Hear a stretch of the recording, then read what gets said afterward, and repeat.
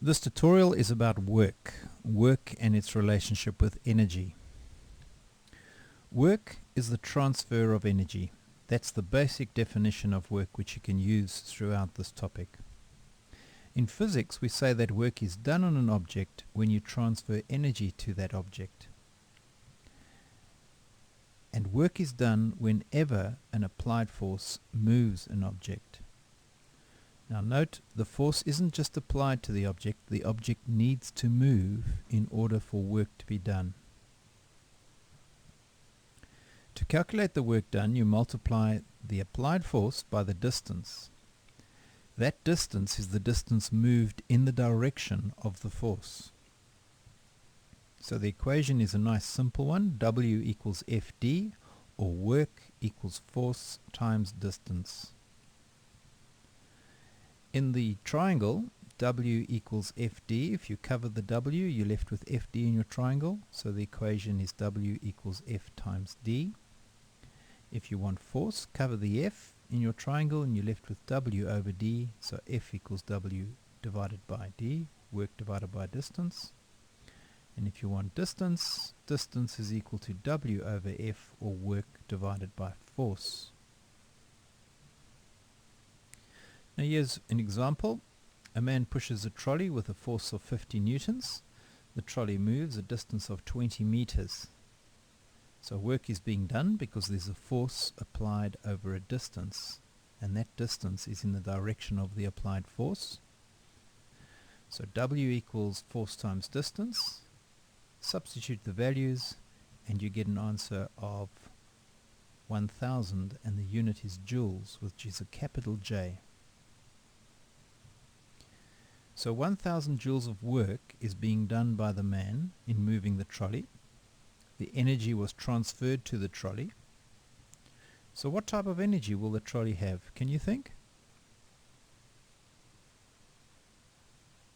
Well, the main type of energy that it'll have, because it's moving, will be kinetic energy. Here's a second example. Let's say this man lifts the barbell with a force of 300 newtons and he lifts at a height of 2 meters. So work has been done. Force times distance, substitute the values, and you end up with 600 joules. So again, 600 joules of work was done by the man in lifting the barbell. The energy was transferred to the barbell, so what type of energy will the barbell have? Can you think? Yep, this barbell's not moving, so it must have another kind of energy, and that's called potential energy.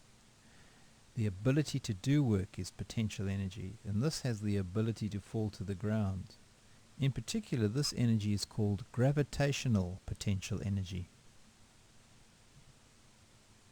The third example, the skydiver falling, the force of gravity in this case is 900 newtons, and let's say the skydiver falls 50 meters.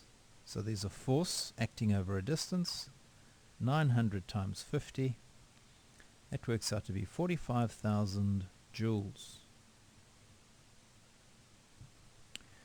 So 45,000 joules of work was done by gravity on the skydiver. The energy was transferred to the skydiver. So again, can you think of the type of energy the skydiver will have? So because the skydiver is moving, the energy gained would be the kinetic energy. So he's moving a lot faster after the 50 meters. So now what is energy? Well, the weird thing is that you could define energy in terms of work. Energy is doing work, or the ability to do work. So there will either be kinetic energy, that's the doing, or potential energy, that's the ability to do work. So you can define work and energy in kind of the same way. Now what types of energy are there? Well, the two main types of energy are kinetic energy, that's the energy of motion, and potential energy, the ability to do work.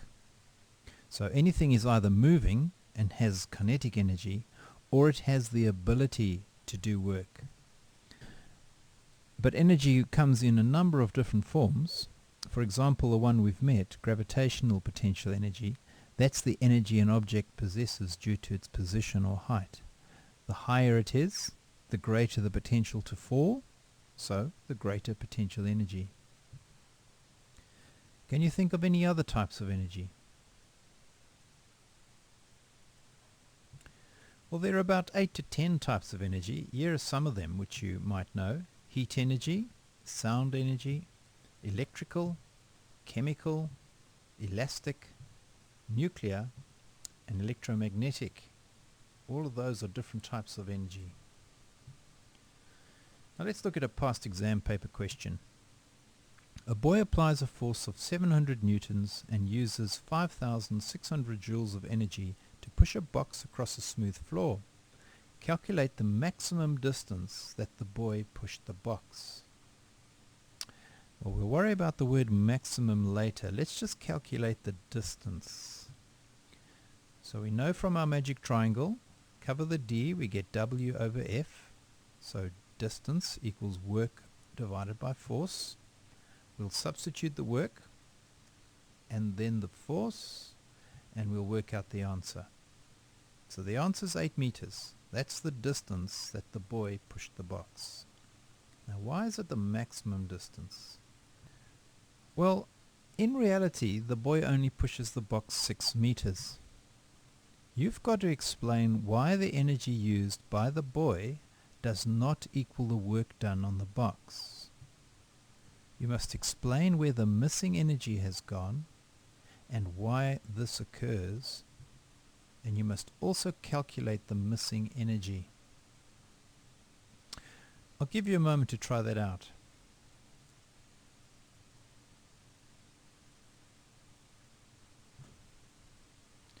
Well, let's look at explain where the missing energy has gone and why this occurs. Some of the energy will be transferred to heat energy due to the friction between the surface of the box and the floor. So the boy is not only doing work in moving the box, he's also doing work in overcoming friction. The friction is kind of slowing the whole process down, so the boy has to overcome that. The result is that the energy will be transferred to heat. Now to calculate the missing energy, let's look at the values again. A boy applies a force of 700 newtons, 5,600 joules, and the 6 meters. So let's calculate the missing energy. Work equals force times distance, which is 700 times 6, which is 4,200 joules. So that is the energy that actually got transferred into moving the box the distance of 6 meters. However, there was 5,600 joules used altogether, so the missing energy must be 5,600 subtract 4,200, which gives you 1,400 joules. So that was the energy transferred to heat due to the friction between the box and the floor. And how about this problem? A man holds a barbell steady 2 meters above the ground. How much work does he do in 10 seconds? And you must explain. Think about that.